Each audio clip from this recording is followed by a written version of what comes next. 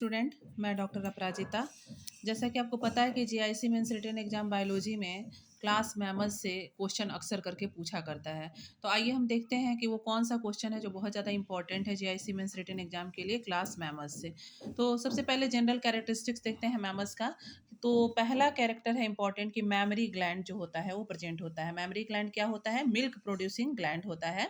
और जो मैमल की स्टडी होती है जिसमें हम मैमल्स का स्टडी करते हैं उसको मैमोलॉजी कहा जाता है। लगभग 5000 से 5500 स्पीसी जो है मैमल्स के हैं।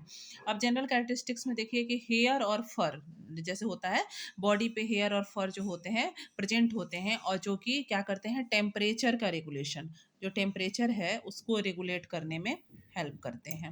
होम्योथम इनको कहा जाता है। होम्योथम का एक दूसरा नाम जो होता है वो होता है वार्म ब्लडेड एनिमल। क्या होता है? Warm blooded animal. Warm blooded animal या होम्योथर्म क्या होते हैं? होम्यो मतलब एक समान, कैसा भी टेम्परेचर हो, जो अपने टेम्परेचर को एकदम कांस्टेंट रखने में जो होते हैं, रख पाते हैं, उनको हम क्या बोलते हैं? Homeothermic organism. तो जो मैमल्स होते हैं वो होम्योथर्मिक होते हैं because they can maintain constant internal body temperature regardless of the environment. ठीक है, जैसे इन्वायरमेंट में चाहे जैसा भी टेम्परेचर हो, ये अपना एक कांस्टेंट टेम्परेचर मेंटेन करके रखते हैं। फिर देखिए जो हार्ट होता है वो 4 चैम्बर्ड हार्ट होता है इसमें, जिसमें 2 ऑरिकल और 2 वेंट्रिकल होते हैं। मीन बिल्कुल जो है 4 चैम्बर का हार्ट होगा। आपको पता ही है कि ह्यूमन का हार्ट जो है वो 4 चैम्बर का होता है, 2 ऑरिकल होते हैं और 2 वेंट्रिकल होते हैं। अब बिल्कुल जो होता है ये बीच से एकदम अलग-अलग डिवाइड होता है ताकि ऑक्सीजनेटेड और डीऑक्सीजनेटेड ब्लड आपस में मिक्स ना हो पाए। उसके बाद एक्सटर्नल ईयर जो है प्रेजेंट होता है, पिन्ना। और रेस्पिरेशन जो होता है वो ब्रीथिंग जो है वो आपके वेल डेवलप लंग्स के थ्रू होती है, फेफड़े पाए जाते हैं मैमल्स में और जिसके थ्रू रेस्पिरेशन होता है। और हेट्रोडोंट डेंटिशन होता है। जो डेंटिशन होता है वो क्या होता है? हेट्रोडोंट होता है। 4 डिस्टिंक्ट टाइप का होता है, इंसीजर, केनाइन, प्रीमोलर और मोलर। 4 तरह का टीथ होता है मैमल्स में, तो हेट्रोडोंट टीथ इसको कहा जाता है। अब आते हैं इसके क्लासिफिकेशन पे। तो क्लासिफिकेशन में 3 मेजर क्लासेज होती हैं और ये 3 मेजर क्लासेज को जो है मोड ऑफ रिप्रोडक्शन के बेसिस पे डिवाइड किया गया है। जिसमें पहला क्लास है प्रोटोथेरिया, जिसको मोनोट्रिम्स जिसमें आते हैं, और ये होता है ओवीपेरस। क्या होता है? ओवीपेरस मतलब एग लेइंग जो मैमल्स होते हैं वो इसके अंदर आते हैं।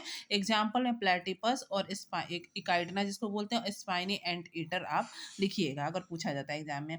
दूसरा होता है मेटाथेरिया। मेटाथेरिया जो होते हैं इनको मार्सुपियल्स भी कहा जाता है। और इसका क्या होता है, इनके पास जो होते हैं इमेच्योर यंग वंस होते हैं और पाउच प्रेजेंट होता है, उसी में जो यंग वंस है उनका डेवलपमेंट होता है। तो कंगारू इसमें आता है। नेक्स्ट है यूथेरिया। यूथेरिया को जो है हम बेसिकली इसमें प्लेसेंटा पाया जाता है और ये वीवी पैरस होते हैं। और वीवी पैरस होते हैं और इसमें जो होता है आते हैं ह्यूमन आता है, बैट आता है और टाइगर आता है। तो हम 3 क्लास यहाँ पे याद कर लेंगे, प्रोटोथेरिया, मेटाथेरिया और यूथेरिया। ये कंप्लीटली ओवीपेरस है। ये अगर बच्चे को जन्म देते भी हैं तो इमेच्योर यंग वंस को देते हैं। और यहाँ पे इसका मेन कैरेक्टर होता है पाउच का प्रेजेंट होना, जिसमें कंगारू आता है। और यूथेरिया जो होता है वो विविपेरस होता है। वीडियो देखिए, आपको इंटरेस्टिंग लगेगी, आपको सारी चीज़ें समझ में भी आ रही होगी, तो वीडियो में एकदम अंत तक सुनते रहिए ताकि आपका ये वाला क्वेश्चन मैमल्स वाला तैयार हो जाए।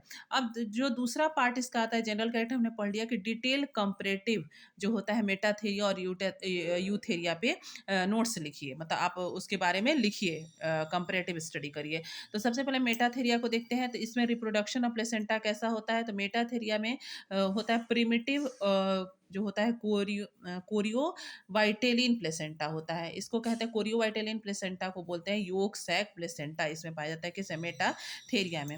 और ये कनेक्शन होता है, इसकी वजह से जो होता है मदर और फीटस के बीच का जो कनेक्शन होता है वो बड़ा ही वीक होता है और शॉर्ट टाइम के लिए होता है। क्यों? क्योंकि इसमें कोरियो वाइटेलिन प्लेसेंटा पाया जाता है। योक सैक प्लेसेंटा की वजह से मदर और फीटस के बीच में जो कनेक्शन होता है, इमोशनल कनेक्शन जो होता है वो बहुत कम टाइम के लिए और बहुत ही कमजोर होता है। जिस्टेशन पीरियड इसका देखते हैं तो बहुत ही छोटा होता है, एक्सट्रीमली शॉर्ट जिस्टेशन पीरियड इसमें होता है। लगभग 12 से 43 डेज एग्जाम्पल के लिए दिया गया है। मार्सुपियम पाउच जो होते हैं वो इसके इंपॉर्टेंट फीचर्स हैं मेटाथेरिया के। एनाटॉमिकल फीचर्स देखते हैं तो ईपी प्यूबिक बोन इसमें पाया जाता है, प्रेजेंट होता है। ईपी प्यूबिक बोन का क्या काम है? ये पेल्विक गर्डल को जो होता है, पेल्विक गर्डल को सपोर्ट प्रोवाइड करता है। जिससे जो है पाउच को भी सपोर्ट मिलता है। अब जो मेटाथेरिया हैं इनके ब्रेन के स्ट्रक्चर को देखते हैं। द स्मॉलर ब्रेन होता है और relatively to the body size the corpus callosum जो होते हैं द नर्व जो ट्रैक्ट होता है connecting left and right hemisphere is absent. Corpus callosum यहाँ पे आप सिंपल याद रखिएगा कि कॉर्पस कैलोजम जो होता है वो मेटाथेरिया में नहीं पाया जाता है। डेंटिशन का बात देख लें तो इसके में generally have a higher number of incisor and molar compare to Eutheria. इनके पास जो है इंसीजर और मोलर जो टीथ का मैंने टाइप बताया था ना, इंसीजर मोलर प्री कैनाइन और कैनाइन और प्री मोलर और मोलर, तो इसमें जो इंसीजर है और मोलर है वो यूथेरिया के कंपैरिजन में ज़्यादा होता है। किसमें? मेटाथेरिया में। अब जियोग्राफिकल डिस्ट्रीब्यूशन देखते हैं इसका, तो found mostly in Australia and the Americas due to geographic isolation. Geographical isolation की वजह से ये ज़्यादातर ऑस्ट्रेलिया और अमेरिका रीजन में पाए जाते हैं। और मेटाथेरिया में कौन आता है? कंगारू, मार्सुपियंस आते हैं, मैक्रोपस इसका जूलॉजिकल नेम है, और कोआला। तो ये जो है आपके मेटाथेरिया का डिटेल जो है स्टडी हो गया। अब हम पढ़ते हैं यूथेरिया के बारे में। तो यूथेरियंस जो होते हैं इनको हम बोलते हैं प्लेसेंटल मैमल्स। इसमें रिप्रोडक्शन और प्लेसेंटा कैसा होता था? They develop a true highly efficient chorio allantoic placenta. इसमें क्या होता है? कोरियो एलेंट्वाइस प्लेसेंटा पाया जाता है। दिस स्ट्रक्चर प्रोवाइड एन जो होते हैं एक मतलब आप कह सकते हैं intimate connection between maternal and fetal blood vessels for nutrient gas and waste exchange. देखो क्या होता है ना कि जो प्लेसेंटल मैमल है, जो यूथेरियंस है, इनके में रिप्रोडक्शन जो होते हैं वो हाईली डेवलप होते हैं और highly efficient chorio allantoic placenta की वजह से ये जो स्ट्रक्चर होते हैं वो एक स्ट्रॉन्ग कनेक्शन जो होता है जो मदर होती है और बच्चे के बीच में एक स्ट्रॉन्ग कनेक्शन रखते हैं।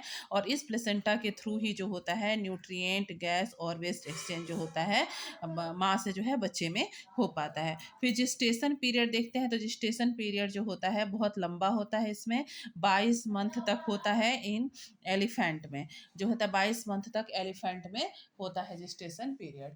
उसके बाद जो है allowing fetus to grow significantly inside the uterus. अब तो जो है क्या होता है इसमें कि 22 मंथ का जिस्टेशन पीरियड की वजह से जो फीटस है वो यूट्रस के अंदर जो है आराम से ग्रो करता है। एब्डोमिनल पाउच इसमें नहीं पाया जाता है। एपीप्यूबिक बोन भी अब्सेंट होता है क्योंकि इसको कोई पाउच को सपोर्ट वपोर्ट नहीं करना होता है। बस एब्डोमेन जो होता है एक्सपैंड हो जाता है आराम से, जो जिसकी वजह से प्रेगनेंसी जो होती है लॉन्ग और सेफ होती है। इससे ब्रेन स्ट्रक्चर हाईली इवॉल्व होता है।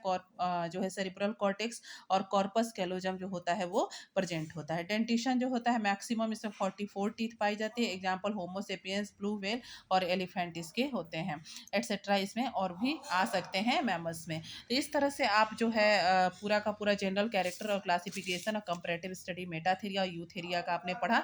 अब इस पे हम एक जो है कुछ एमसीक्यू लेके आएंगे जो आपके एग्जाम के दृष्टि से बहुत ज़्यादा इंपॉर्टेंट होगा। Thank you.